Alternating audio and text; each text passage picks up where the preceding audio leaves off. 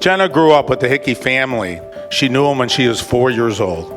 Oddly enough, the Salora and Hickey families attended many of the same youth soccer games where Jenna and Jennifer were forced to become acquainted and over the years became best friends.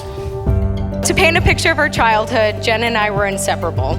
We spent our entire childhood goofing off at dance classes, at spins, chasing Dave and Carmen's friends, goo-goo-guying over them.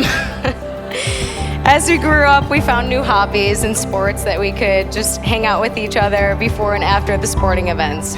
But one sport in particular became the catalyst for one of the reasons we are here tonight and how it changed the life course of our son's future. My vivid memory of Jenna is when I talked to her into playing golf at Brookley Country Club at the age of 10. And she played in the club championship. And when she played in that championship, she won. And the only reason why she won, she was the only entry. Fast forward to high school. Jenna and Ryan were both varsity golfers on their respective high school golf teams, but had not connected with each other until they were in college. During a break, Jenna was over visiting Jennifer, and Ryan began noticing Jenna in a different way other than Jennifer's best friend. Jenna called me asking if my brother Ryan could visit her at Ghana and he had to pick up a putter. I didn't think for a second that anything would happen between the two of them. Jenna, Ryan, and I go way back. I'm pretty certain our parents introduced us, so thank you guys for introducing me to my best friend. Ryan has a way of kind of fitting in wherever he needs to, and for some reason he has a way of, people like to take care of Ryan. Everybody knew what Ryan liked and how he liked it. His diet in high school consisted of bagels, pretzels, cheese, and copious amounts of salt. He didn't have a wide palate. He just, he stayed in his lane. He was an avid video gamer whose mode of transportation was a wheelchair for no other purpose than convenience, no medical issues or anything.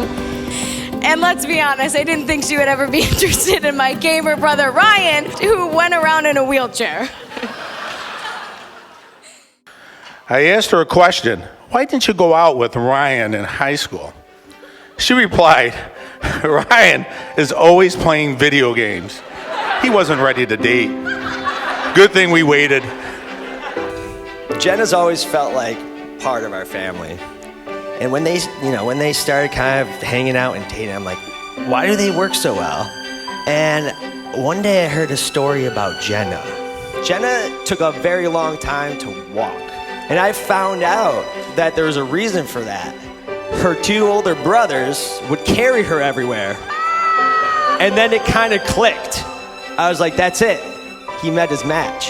It was absolutely obvious at that point that there was something truly amazing developing between the two of them. And then it clicked. Here are two of my best friends, and they have fallen madly in love with each other, and it might just be the best thing that has ever happened to me. Oh. They actually changed my life in a huge way.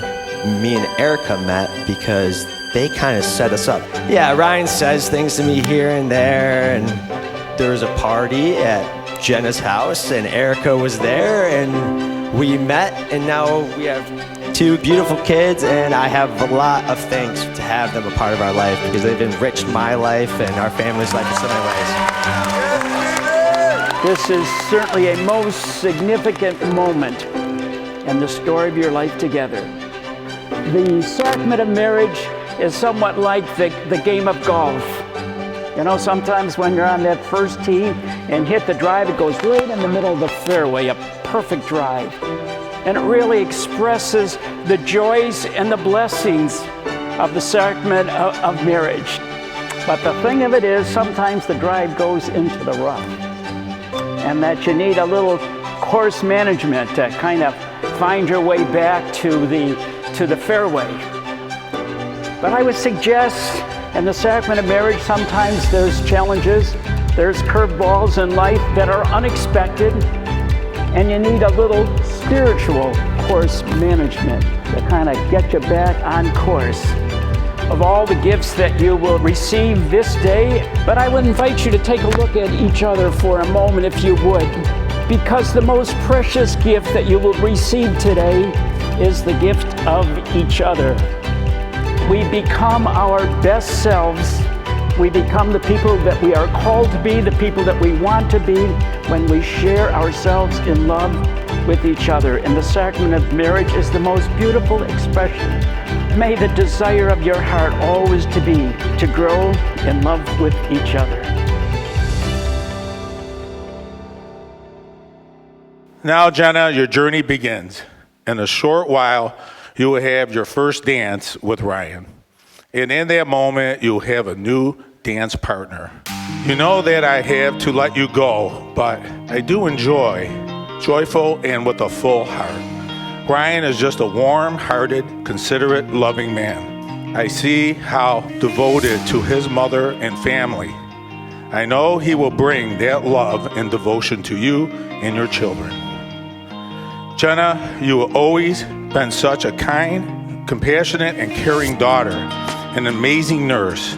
She should be an angel, saving lives every day.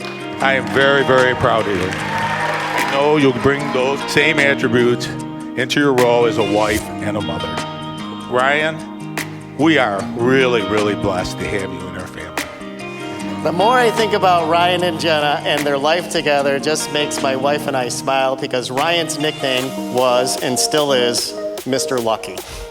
Mr. Lucky has definitely found the right girl to share his life with, and we are so blessed to be connected with the Slora family. Now I'd like to propose a toast. Let's wish the bride and groom a home filled with happiness, good health, and prosperity. So please raise your glass and let's toast Ryan and Jenna. So why don't we all raise a glass to Mr. and Mrs. Hickey. May the best day of your past be the worst day of your future, and may all of your pain be champagne.